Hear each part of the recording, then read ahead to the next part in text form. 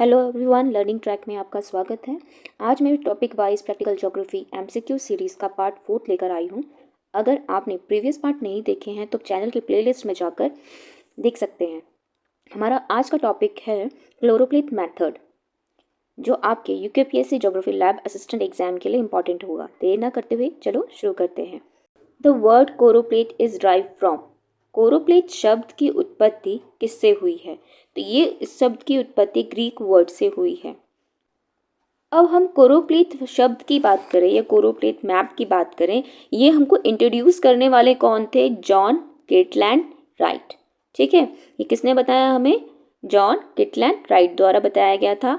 और कब बताया गया था? 1938 में। Next question, which of the following process are use to collect choropleth maps? हमें कौन सा मेथड यूज़ करते हैं, कौन सी प्रक्रिया यूज़ करते हैं कोरोप्लेट मेथड मानचित्र के डेटा को एकत्र करने के लिए? तो पहला जो है हमारा मेजरमेंट मेथड होता है, दूसरा हमारा सर्वे मेथड होता है, मतलब ये दोनों करेक्ट है। इन मानचित्रों में विभिन्न भौगोलिक चर के संबंध में डेटा को विभिन्न रंगों और शेड्स या टिंट के द्वारा दर्शाया जाता है।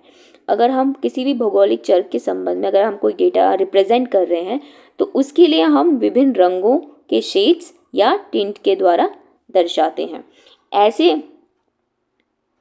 ऐसे मानचित्र को बनाते समय विभिन्न चर के लिए उपयोग किए जाने वाला डेटा विभिन्न प्रक्रियाओं जैसे माप, सर्वेक्षण आदि के माध्यम से प्राप्त किए जाते हैं। How many categories are kept in the choropleth map method? मतलब कोरोप्लेट मानचित्र विधि में कितनी श्रेणियां रखी गई हैं? करेक्ट आंसर है it is purely our description. मतलब ये हमारे विवेक के ऊपर डिपेंड करता है कि हम किस तरह का मानचित्र बना रहे हैं। ठीक है, कोरोप्लेट मानचित्र की विधि में हमें डेटा के भीतर विभिन्न श्रेणियां ढूंढनी होती है। ठीक है, हम कितनी श्रेणी चाहते हैं ये पूरी तरह से हमारे विवेक के ऊपर डिपेंड करती है। ठीक है, आमतौर पे हम इसे 5 से 7 के आसपास रखा जाता है। तो मतलब आप कह सकते हैं कि इसमें जो क्लोरोप्लेट मानचित्र होता है उसमें जो श्रेणियों की बात करें तो 5 से 7 हो सकती है। ठीक है, next question, how is a data shown in the choropleth map? Choropleth मानचित्र में जो डेटा होता है वो कैसे दिखाया जाता है? तो ये डेटा जो होता है वो कैसे दिखाया जाता है? टेंट्स ऑफ मल्टीपल शेड्स, मतलब टेंट की फॉर्म में, और उसके जो टेंट्स के जो होते हैं अलग अलग शेड्स होते हैं उसके थ्रू ही हम क्लोरोप्लेट मैप में डेटा को दिखाते हैं। कोरोप्लेट मानचित्र वह जगह है जहां विभिन्न भौगोलिक चर के संबंध में डेटा को कई रंगों के शेड्स, पैटर्न्स या टिंट के द्वारा दिखाया जाता है। कोरोप्लेट मानचित्र अंतराल डेटा को रंग में दिखाता है और गहरे शेड को उच्च संख्या दर्शाते हैं और हल्के शेड्स को कम संख्या दर्शाते हैं। Which variable are used to prepare choropleth maps? Choropleth मानचित्र तैयार करने के लिए कौन से चर का उपयोग किया जाता है? तो इसका करेक्ट आंसर है ज्योग्राफिकल वेरिएबल, भौगोलिक चर। अब तो आप कह सकते हैं कोरोप्लेट मानचित्र तैयार करने के लिए हम जियोग्राफिकल वेरिएबल या भौगोलिक चर का उपयोग करते हैं। इन मानचित्रों में विभिन्न भौगोलिक चर को दर्शाने के संबंध में डेटा को विभिन्न रंगों के शेड्स या टिंट द्वारा दर्शाया जाता है। ऐसे मानचित्र बनाते समय विभिन्न चर के लिए उपयोग किए जाने वाला डेटा विभिन्न प्रक्रियाओं के माध्यम से प्राप्त किया जाता है। Next question, choropleth maps are used to represent variables such as density, population, literacy rate, sex ratio. Is this not the right way for us to classify data to create choropleth map? Choropleth मानचित्र का उपयोग जनसंख्या घनत्व, साक्षरता दर, लिंग अनुपात जैसे चरों को दर्शाने के लिए किया जाता है।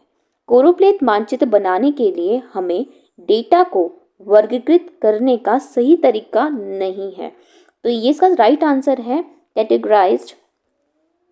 कैटेगराइजेशन डेटा, या फिर आप कह सकते हैं डेटा को श्रेणियों में बनाना। यहाँ पे थोड़ा सा गलती हो गया, यहाँ पे श्रेणियों में बनाना। वर्गीकृत क्लोरोप्लेट मानचित्रों के लिए डेटा को श्रेणियों में वर्गीकृत करने का कोई सर्वोत्तम तरीका नहीं है। डेटा को वर्गीकृत करने का उद्देश्य समान दरों वाले स्थानों को एक ही वर्ग में रखना है और विभिन्न दरों वाले स्थानों को अलग अलग वर्गों में रखना है। डेटा को वर्गीकृत करने की प्रत्येक विधि एक अद्वितीय क्लोरोप्लेट मानचित्र तैयार करती है।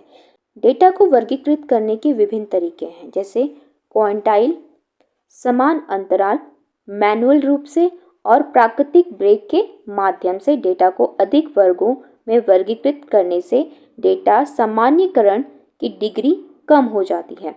What are the colour schemes in choropleth? Choropleth में रंग योजनाएं क्या हैं?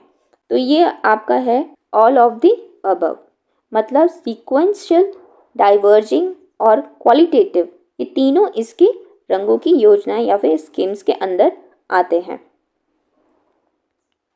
अगर आप क्लोरोप्लेट मैप में कलर सीक्वेंस की बात करें या स्कीम्स की बात करें तो इसमें होती है एक sequential from bright blue to dark blue. इसमें सीक्वेंशियल में क्या आता है, एक कलर यूज़ किया जाता है जिसका डार्क पोर्शन से लाइट पोर्शन तक ये जाता है, जिसको हम सीक्वेंशियल कहते हैं।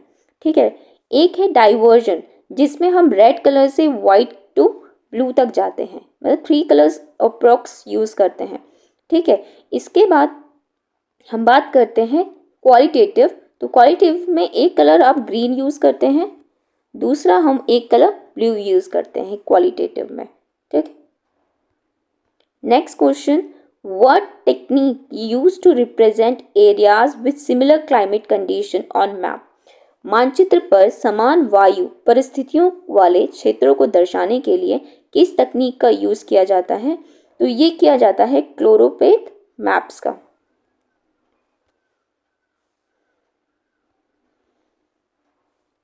क्लोरोप्लेट मैपिंग वह तकनीक है जिसका उपयोग मानचित्र पर समान जलवायु परिस्थितियों या अन्य मात्रात्मक डेटा को क्षेत्रों को दर्शाने के लिए किया जाता है।